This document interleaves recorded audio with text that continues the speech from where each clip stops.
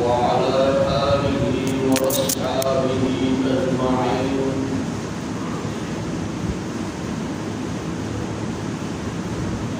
أما بعد فأعوذ بالله من الشيطان الرجيم.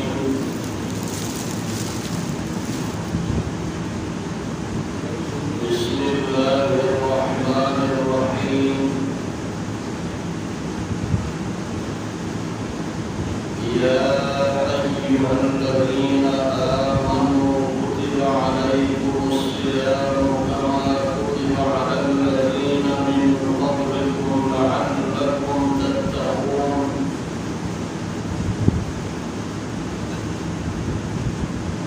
وقال النبي صلى الله عليه وسلم: من صام رمضان إيمانا واحتسابا غفر له ما تقدم من ذنبه، أو كما قال النبي صلى الله عليه وسلم: صدق الله العظيم وصدق رسوله النبي الأمي الهاشمي المدني الكريم،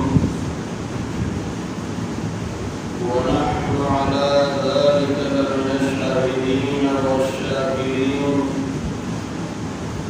والحمد لله رب العالمين. انتہائی واجب و احترام قابل تکریم محترم مکرم میرے مسلمان بھائیوں اور میری مقدس ماؤں، بہنوں اور بیٹیوں، اللہ رب العزت کا بہت بڑا انعام ہے کہ اللہ تعالیٰ نے مجھے اور آپ کو اپنی زندگی میں ایک مرتبہ پھر رمضان کا بابرکت مہینہ نصیب فرمایا۔ یہ انعام خداوندی ہے،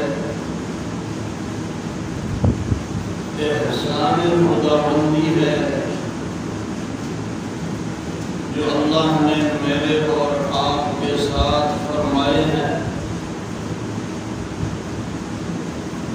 میں اور آپ اس انعام اور احسان پر اللہ کا جتنا شکر ادا کریں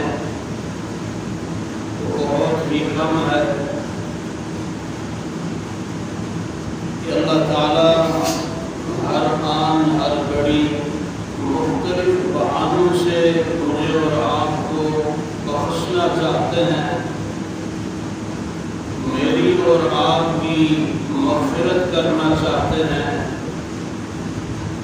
کہ زندگی میں اگر انسان سے کہیں خطا کا شرور ہو جائے، اللہ فرماتے ہیں کہ کبھی مہینوں کے ذریعے اور کبھی دنوں کے ذریعے، کبھی مخصوص راتوں کے ذریعے اور کبھی مختلف لمحات کے ذریعے میں اپنے بندوں کی غلطی کو معاف کر دوں گا، ان کی خطاؤں کو معاف کر دوں گا، ان کی لغزشوں سے درگزر کر دوں گا۔ اللہ تو یہ چاہتے ہیں۔ محترم سامعین، رمضان کا مہینہ بھی اللہ تعالیٰ نے کسی حکمت کی بنیاد پر مجھے اور آپ کو عطا فرمائی ہے۔ یوں نہیں کہ رمضان کا مہینہ آ گیا اور گزر گیا، اللہ اس مہینے کے ذریعے سے مجھے اور آپ کو، چاہے وہ اس امت کا کوئی بھی فرد ہے، مسلمانوں میں مرد ہے، عورت ہے، جوان ہے، بوڑھا ہے، کالا ہے، گورا ہے، اللہ ہر ایک کو اس ماہ کی برکت سے ایک مقام تک پہنچانا چاہتے ہیں، اللہ ہر ایک کو نوازنا چاہتے ہیں، اللہ ہر ایک کو بلندی تک پہنچانا چاہتے ہیں۔ اس لیے آپ نے علماء سے یہ بات سماعت فرمائے ہوں گے، آپ نے قرآن کریم کی آیت کا ترجمہ دیکھا ہوگا، تفسیر دیکھے ہوں گے۔ اللہ تعالیٰ نے انتہائی آسان الفاظ میں فرمایا کہ ایمان والوں، رمضان کے روزے تمہارے اوپر فرض کیے گئے ہیں جیسے تم سے پہلے لوگوں پر فرض کیے گئے تھے۔ اب ذرا یہاں غور فرما لیجیے، حضرت حکیم الامہ حضرت تھانوی علیہ الرحمہ فرماتے ہیں کہ اللہ تعالیٰ نے یہ بات ارشاد فرمائی کہ جیسے تم سے پہلے لوگوں پر فرض کی گئی۔ اس کا کیا مطلب ہے؟ مطلب یہ ہے اللہ تعالیٰ اس عبادت کے قدیم ہونے کا ذکر فرما رہے ہیں۔ جو چیز قدیم ہوتی ہے لوگ اس سے مانوس ہوتے ہیں، اس لیے اللہ تعالیٰ نے فرمایا کہ یہ عبادت کوئی نئی عبادت نہیں ہے، یہ تم سے پہلے بھی لوگوں نے اس عبادت کو انجام دیا، اس کا اہتمام کیا۔ باقی اللہ تعالیٰ نے فرمایا لعلکم تتقون، میں روزہ تم سے رکھوا کے یہ چاہتا ہوں کہ تم متقی بن جاؤ، پرہیزگار بن جاؤ، اللہ کا اطاعت گزار بن جاؤ، اللہ کا فرمان بردار بن جاؤ، تاکہ دنیا کی زندگی بھی تمہاری راحت والی زندگی بن جائے، سکون کی زندگی بن جائے، اطمینان کی زندگی بن جائے۔ اللہ روزے سے یہ چاہتے ہیں۔ محترم سامعین، میری مقدس ماؤں اور بہنوں اور بیٹیوں، جب اللہ تعالیٰ مجھے اور آپ کو اس روزے سے متقی بنانا چاہتے ہیں، پرہیزگار بنانا چاہتے ہیں، مجھے اور آپ کو چاہیے کہ ہم روزے کا خوب اہتمام کریں۔ آپ نے دیکھا، آپ جانتے ہیں کہ رمضان کا مہینہ انتہائی تیزی کے ساتھ گزر رہا ہے۔ اب رمضان کے مہینے کے 12 دن رہ گئے، جو رحمتوں کا مہینہ ہے، برکتوں کا مہینہ ہے۔ باقی یہاں آگے جانے سے پہلے ایک بات ذہن میں رکھیے محترم سامعین، ایک غلط فہمی کو دور کیجیے۔ وہ غلط فہمی کیا ہے؟ میں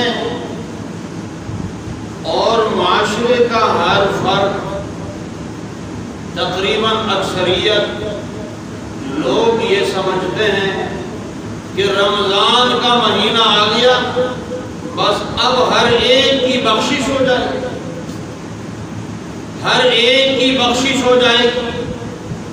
یہ خیال اور یہ نظریہ غلط ہے۔ اس کی وجہ کیا ہے؟ وجہ یہ ہے کہ اگر رمضان کے صرف آنے سے مغفرت ہو جاتی تو پھر تو دنیا میں کافروں کی بھی مغفرت ہو جاتی، فساق اور فجار کی بھی مغفرت ہو جاتی۔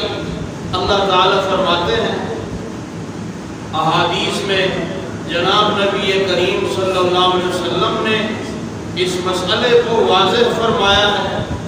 نبی کریم صلی اللہ علیہ وسلم نے فرمایا کہ رمضان کے برکات اور ثمرات انہی لوگوں کو نصیب ہوں گے جو رمضان کے مہینے میں روزے کا اہتمام کرتے ہیں اور دیگر عبادات کا اہتمام کر لیتے ہیں۔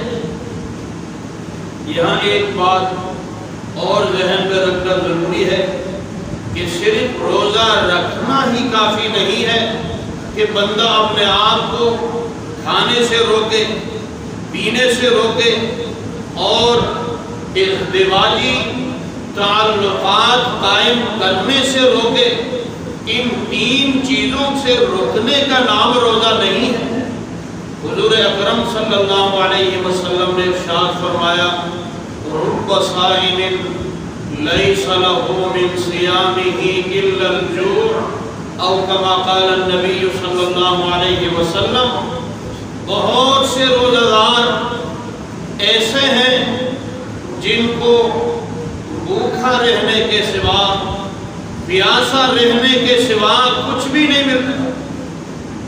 وہ بھوکے تو رہتے ہیں، پیاسے تو رہتے ہیں، اپنے آپ کو غیبت سے، اپنے آپ کو جھوٹ بولنے سے، اپنے آپ کو دھوکہ دینے سے، اپنے آپ کو چغل خوری کرنے سے، اپنے آپ کو ایذائے مسلم سے نہیں روکتے۔ اب اپنے آپ کو جب بندہ ان چیزوں سے نہیں روکتا، جناب نبی کریم صلی اللہ علیہ وسلم فرماتے ہیں فرض ذمے سے ساقط ہو جاتا ہے، لیکن روزے جیسی عظیم عبادت کے ثمرات اس کو نہیں ملتے، برکات اس کو نہیں ملتے۔ روزہ جس کی ایک عظیم حکمت اللہ نے قرآن میں بیان فرمایا ہے، وہ متقی نہیں بن سکتا، وہ پرہیزگار نہیں بن سکتا۔ اس لیے محترم سامعین، مجھے اور آپ کو روزہ رکھنے کے ساتھ ساتھ گناہوں سے بھی اپنے آپ کو دور رکھنا پڑے گا۔ مجھے اور آپ کو اللہ کی نافرمانی سے اپنے آپ کو دور رکھنا پڑے گا۔ جناب نبی کریم صلی اللہ علیہ وسلم کی سنتوں کا اہتمام کرنا پڑے گا۔ جب اللہ کے حبیب صلی اللہ علیہ وسلم کی سنتوں کا اہتمام کریں گے، گناہوں سے اپنے آپ کو روک دیں گے، تو روزے کی جو حکمت ہے وہ مجھے اور آپ کو مل جائے گی۔ روزے کی جو حکمت ہے اللہ تعالیٰ مجھے اور آپ کو عطا فرمائے گی۔ یوں روزہ رکھنے سے میں اور آپ متقی بن جائیں گے، پرہیزگار بن جائیں گے۔ تو اس حوالے سے میں چند باتیں آپ کے گوش گزار کرنے لگا ہوں۔ محترم سامعین، رمضان المبارک کے اس بابرکت مہینے کے اندر گناہ اپنی ذات سے چھڑانے کے لیے، گناہوں کو چھوڑنے کے لیے چند چیزیں جن کا اہتمام ایک روزہ دار کے لیے، ایک مسلمان کے لیے ضروری ہے۔ نمبر 1، میں اور آپ جب روزے کا اہتمام کریں تو ساتھ ایک مراقبہ بھی کریں۔ مراقبہ کیا ہے؟ انسان جب روزہ رکھے تو یہ سوچے، نفس کو خطاب کرے کہ نالائق، اللہ تعالیٰ نے تمہیں رمضان کے اس روزے میں حلال چیزوں سے روک دیا۔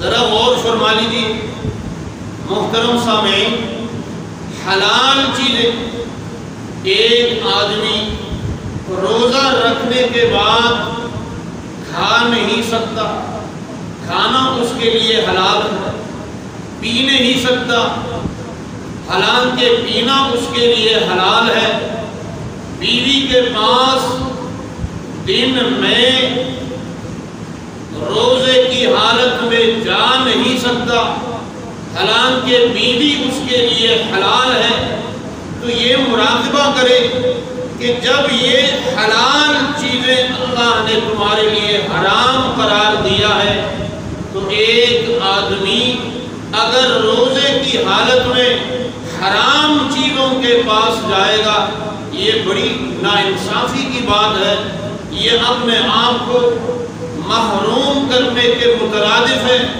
اس لیے جب اللہ نے حلال چیزوں سے تمہیں روک دیا ہے تو حرام چیزوں سے اپنے آپ کو روکنا، اپنے آپ کو دور رکھنا ایک مسلمان کے لیے، ایک مومن کے لیے، ایک روزہ رکھنے والے انسان کے لیے ناگزیر ہے، انتہائی ضروری ہے۔ دوسری چیز محترم سامعین، اختصار کے ساتھ وہ صبر ہے۔ اللہ تعالی حضرت حکیم الامت مولانا تھانوی رحمہ اللہ تعالی رحمتاً واسعتاً فرماتے ہیں کہ آدمی جب روزے کا اہتمام کر لیتا ہے تو اللہ تعالی اس روزے کی برکت سے اس بندے کو صابر دیکھنا چاہتے ہیں، صبر کرنے والا دیکھنا چاہتے ہیں۔ وہ کس طرح؟ وہ اس طرح جب ایک آدمی روزہ رکھتا ہے، محترم سامعین حضرت تھانوی فرماتے ہیں کہ دن میں جب گرمی کی شدت ہوتی ہے، دل چاہتا ہے کہ پانی پیو، دل چاہتا ہے کہ کھانا کھاؤں، اور دل چاہتا ہے کبھی کبھار گھر میں اگر خلوت ہو بیوی کے پاس جانے کا بھی دل چاہتا ہے، لیکن حضرت تھانوی علیہ الرحمہ فرماتے ہیں کہ اس وقت انسان اللہ جل جلالہ کے حکم کو سامنے رکھ کر، نبی کریم صلی اللہ علیہ وسلم کی ہدایت کو سامنے رکھ کر اپنے آپ کو کھانے سے روک دیتا ہے، اپنے آپ کو پینے سے روک دیتا ہے، اپنے آپ کو بیوی کے پاس جانے سے روک دیتا ہے۔ تو گویا کہ اللہ تعالیٰ اپنے بندے سے صبر کی پریکٹس کروا رہے ہیں۔ ایک آدمی جب حقیقی معنی میں روزہ رکھتا ہے تو وہ صابر بن جاتا ہے اور صبر کرنے والا بن جاتا ہے۔ یوں یہ انسان دنیا کی زندگی میں جب دیکھتا ہے کہ یہ کام جو میں کر رہا ہوں یہ اللہ کے حکم سے ٹکراتا ہے، یہ نبی صلی اللہ علیہ وسلم کی ہدایت کے مخالف کام ہے، اس لیے یہ انسان صبر کر لیتا ہے۔ تیسرے نمبر پر محترم سامعین، اپنے آپ کو روزے کی حالت میں گناہ سے دور رکھنے کا ایک عظیم نسخہ جو علماء نے بیان فرمایا ہے وہ کیا ہے؟ نماز کا اہتمام۔ نماز کا اہتمام، نماز سے انسان گناہوں سے بچ جاتا ہے۔ اللہ تعالیٰ قرآن کریم سورہ عنکبوت پارہ نمبر 21 کے پہلے ہی صفحے میں فرماتے ہیں ان الصلاۃ تنہا عن الفحشاء والمنکر، بے شک نماز انسان کو بے حیائی اور ناشائستہ حرکات سے روک دیتی۔ رمضان کے اس بابرکت مہینے میں جب ایک مسلمان روزہ رکھتا ہے اس کی کوشش یہ ہوتی ہے کہ میری ایک ایک نماز جماعت کے ساتھ ادا ہو جائے، نوافل کا اہتمام ہو، سحری میں تہجد کی نماز کا اہتمام ہو۔ یہ مسلمان جب نماز صحیح معنی میں جناب نبی کریم صلی اللہ علیہ وسلم کے ہدایات کے مطابق نماز پڑھتا ہے تو یہ نماز اس کو گناہوں سے روک دیتی۔ سوال پیدا ہوتا ہے، ایک آدمی کہتا ہے میں تو سالوں سال سے نماز پڑھ رہا ہوں لیکن گناہ چھوٹتے نہیں ہیں، گناہ بھی کیے جا رہا ہوں، نماز بھی پڑھ رہا ہوں، یہ کیا بات ہے؟ بات یہ ہے کہ ایک آدمی، مثال سے اس کو سمجھ لیجئے، ڈاکٹر کے پاس جاتا ہے، طبیب کے پاس جاتا ہے، علاج معالجے کے لیے ڈاکٹر اس کے لیے نسخہ تجویز کرتا ہے کہ آپ فلاں فلاں فلاں چیزیں استعمال کریں اور فلاں فلاں فلاں چیزوں سے بچیں۔ اگر یہ مریض ڈاکٹر کے نسخے کو اس کے بتائے ہوئے طریقے کے مطابق استعمال کرتا ہے، اس کی افادیت کا اسے احساس ہوتا ہے، اس مریض کو فائدہ مل جاتا ہے، اس مریض کو صحت مل جاتی ہے، اس مریض کو عافیت مل جاتی ہے۔ اگر یہ مریض ڈاکٹر کے نسخے کو اس کے بتائے ہوئے طریقے کے مطابق استعمال نہیں کرتا تو ان دوائیوں سے اسے کوئی فائدہ نہیں ہوگا۔ اسی طرح اللہ تعالیٰ نے مجھے اور آپ کو نماز کا حکم ضرور دیا۔ جناب نبی کریم صلی اللہ علیہ وسلم نے نماز پڑھنے کا طریقہ مجھے اور آپ کو بتلائے۔ اگر میں اور آپ نماز اس کے شرائط اور ضوابط کے ساتھ پڑھیں گے، نماز مکمل خشوع خضوع کے ساتھ پڑھیں گے، تو یقینی طور پر وہ نماز انسان کو بے حیائی سے روک دیتی ہے، یقینی طور پر وہ نماز انسان کو ناشائستہ حرکات سے روک دیتی ہے۔ اس لیے رمضان کے اس مہینے میں جہاں ایک مسلمان کثرت سے نماز پڑھتا ہے، نماز کا اہتمام کرتا ہے، کوشش محترم سامعین یہ کی جائے کہ میری اور آپ کی نماز حضور صلی اللہ علیہ وسلم کے ہدایات کے مطابق ہو، جناب نبی کریم صلی اللہ علیہ وسلم کی سنت کے مطابق ہو۔ قرآن کریم میں آپ ملاحظہ فرمائیں گے، دیکھیں گے تو اللہ تعالیٰ نے نماز کے لیے اقامت کا لفظ استعمال فرمایا۔ حضرت تھانوی علیہ الرحمہ نے بیان القرآن میں یہ بات ارشاد فرمائے ہیں کہ نماز کو قائم کرنا اس وقت کہہ سکتے ہیں کہ جب نماز تمام کے تمام شرائط اور ضوابط کے ساتھ پڑھی جائے، ورنہ وہ نماز نہیں۔ اگر نماز میری اور آپ کی نماز بن جائے تو اس نماز سے انسان گناہوں سے دور ہو جاتا ہے، معصیت سے دور ہو جاتا ہے، اللہ تعالیٰ اس کو توفیق عطا فرما دیتے ہیں۔ اس لیے محترم سامعین، مجھے اور آپ کو چاہیے کہ میں اور آپ اپنی نماز درست کر لیں۔ الحمدللہ علماء نے بڑی اہم کتابیں لکھی ہیں۔ حضرت مفتی تقی صاحب دامت فیوضہم عالیہ، ایک کتاب بازار سے ملتی ہے حضرت کی، اس کا نام ہے نماز سنت کے مطابق پڑھی۔ آپ وہ کتاب خرید لیں، اس کو دیکھیں، اس کا مطالعہ کریں اور اپنے علماء سے رہنمائی حاصل کریں تاکہ میری اور آپ کی نماز درست ہو جائے۔ نماز اسلام کی بنیاد اور اساس ہے، جس کی نماز درست ہو گئی اللہ تعالیٰ نماز کی برکت سے پوری زندگی کو سنوار دیتے ہیں، پوری زندگی کو بنا دیتے ہیں۔ اس لیے نماز ٹھیک کرنے والے بن جائے۔ اور ایک چیز محترم سامعین، رمضان کے اس مہینے میں روزے کی حالت میں اپنے آپ کو گناہوں سے دور رکھنے کے لیے ایک عظیم نسخہ وہ کثرت تلاوت قرآن، کثرت سے میں اور آپ قرآن کریم کی تلاوت کرنے والے بن جائیں، قرآن کریم کو کثرت سے پڑھنے والے بن جائیں۔ جناب نبی کریم صلی اللہ علیہ وسلم ارشاد فرماتے ہیں کہ قرآن کے اندر اللہ پاک نے عجیب تاثیر رکھی۔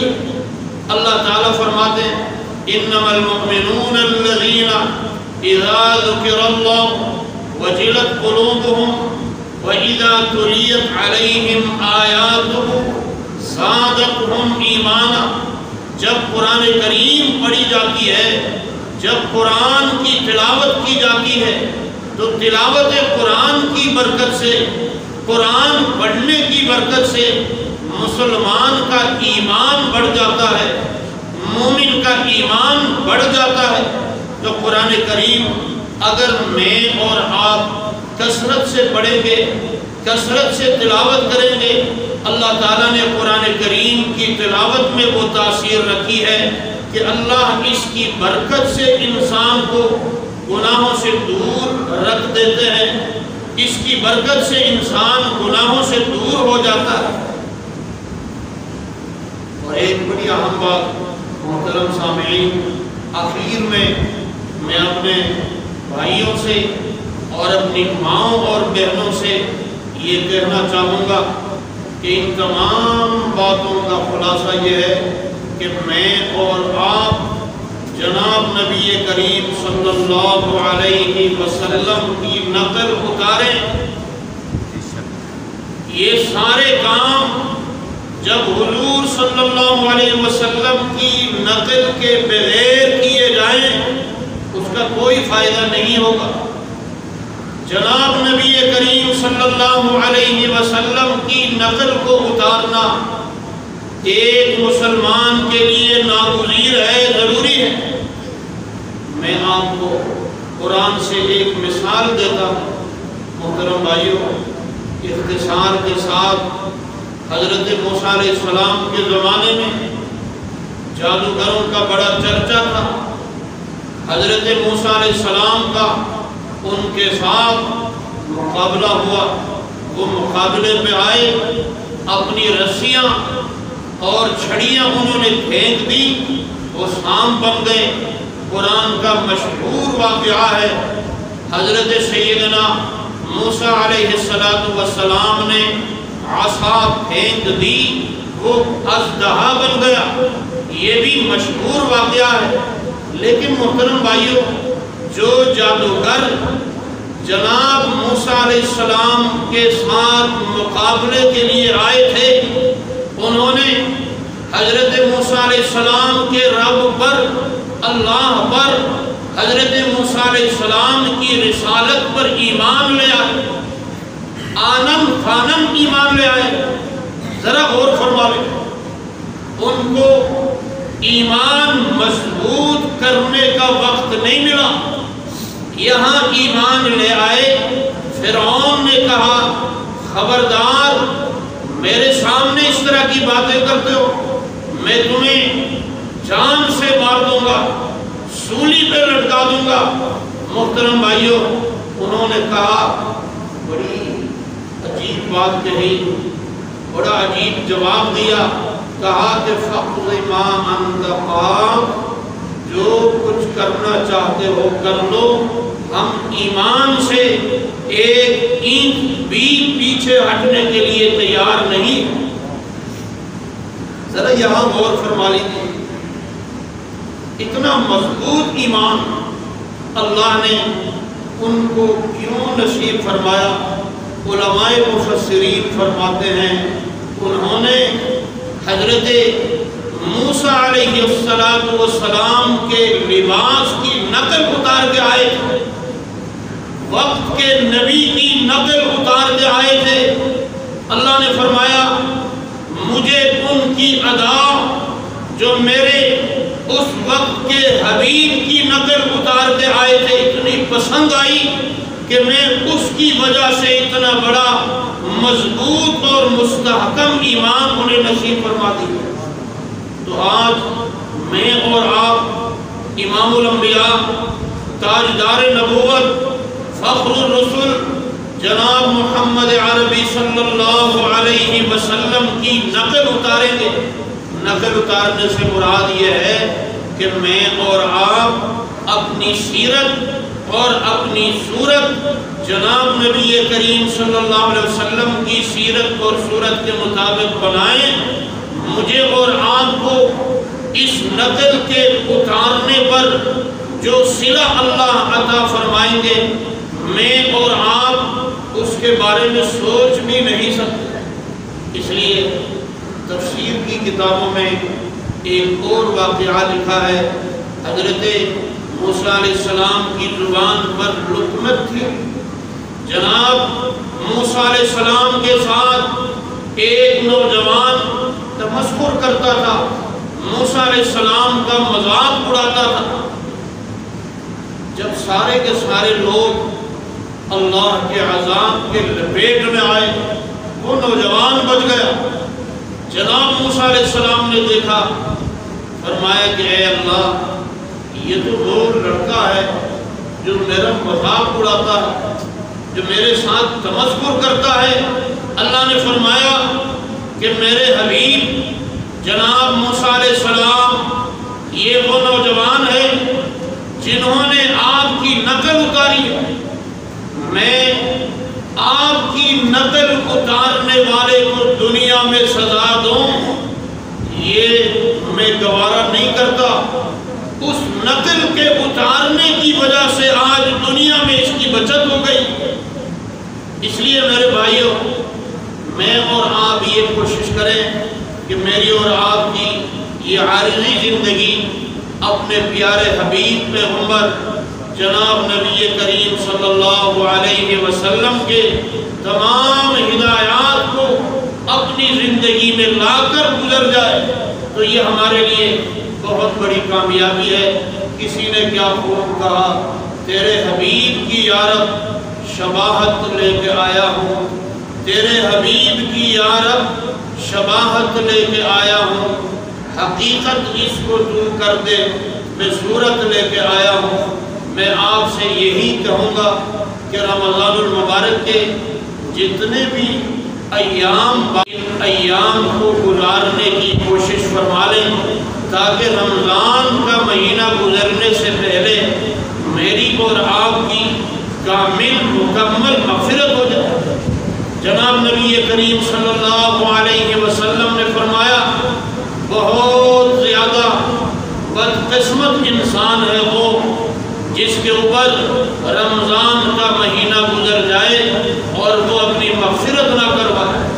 اس لیے میرے بھائیوں، میری مقدس ماؤں اور بہنوں، جتنے بھی رمضان کے بقیہ ایام ہیں نہایت ہی قدردانی کے ساتھ گزارنے کا اہتمام فرما لیں۔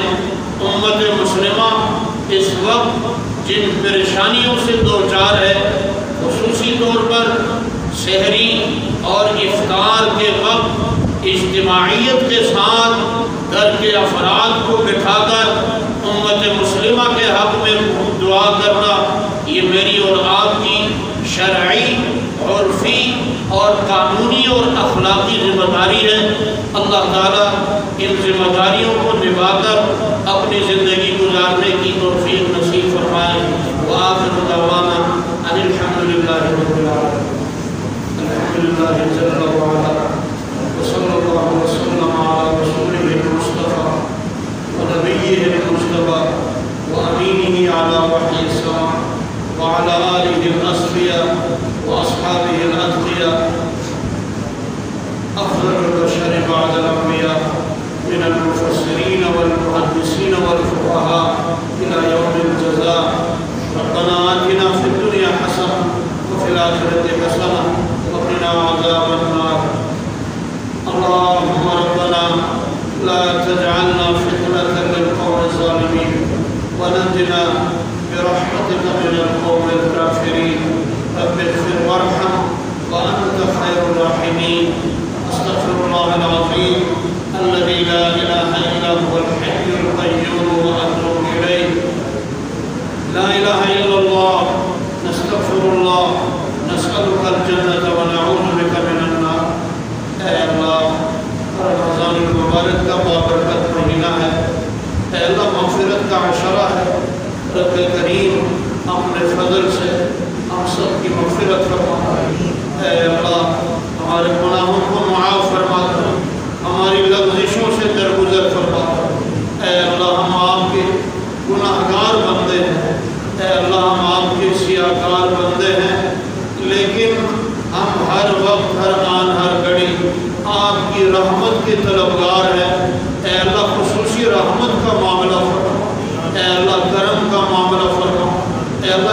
جتنے بھی حاضرین ہیں رب کریم ہماری مقدس مائیں اور بہنیں ہیں، اے اللہ ہمارے دلوں میں جو جو جائز مرادیں ہیں غیب کے خزانوں سے پورا فرما۔ اے اللہ جناب نبی کریم صلی اللہ علیہ وسلم کی سچی محبت عطا فرما، جناب نبی کریم صلی اللہ علیہ وسلم کی شفاعت ہم سب کو نصیب فرما، اے اللہ اپنا دیدار نصیب فرما۔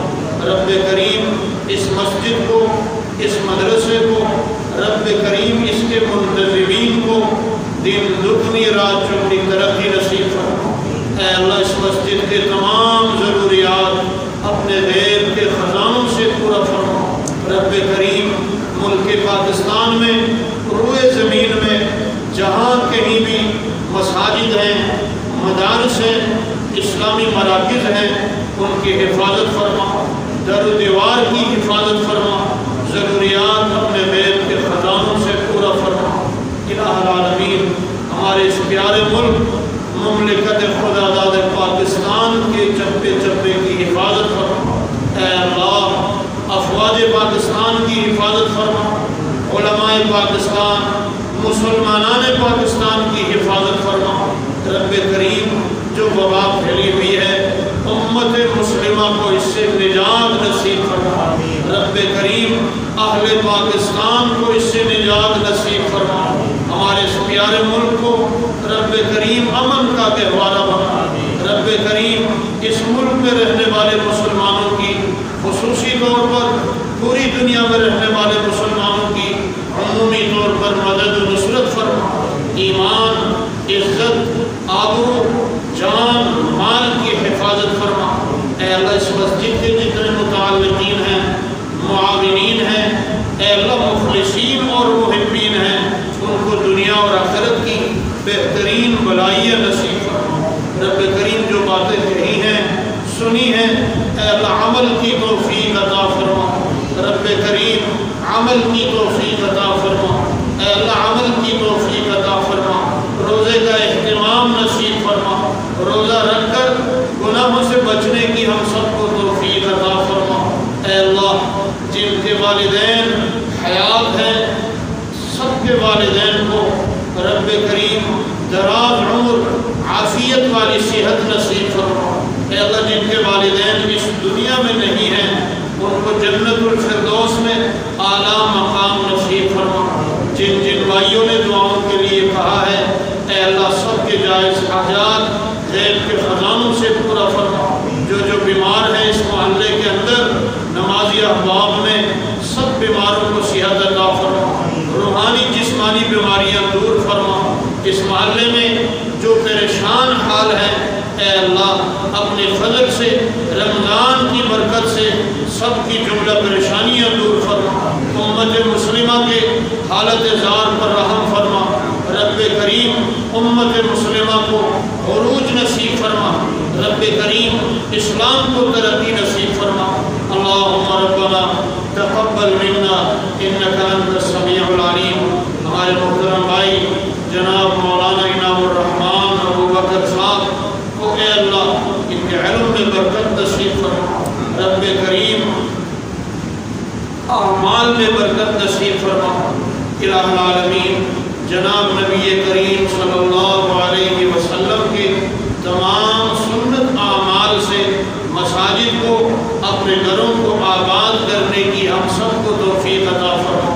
حضور صلی اللہ علیہ وسلم کی صورت اور آپ کی سیرت کو اپنانے کی ہم سب کو توفیق نصیب فرما۔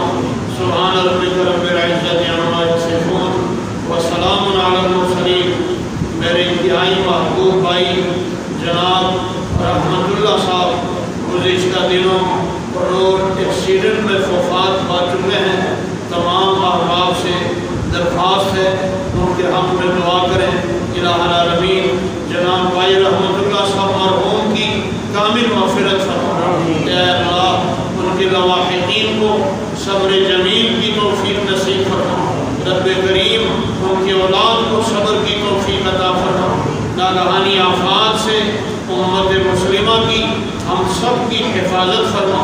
سبحان ربک رب العزت عما یصفون وسلام علی المرسلین والحمد للہ رب العالمین برحمتک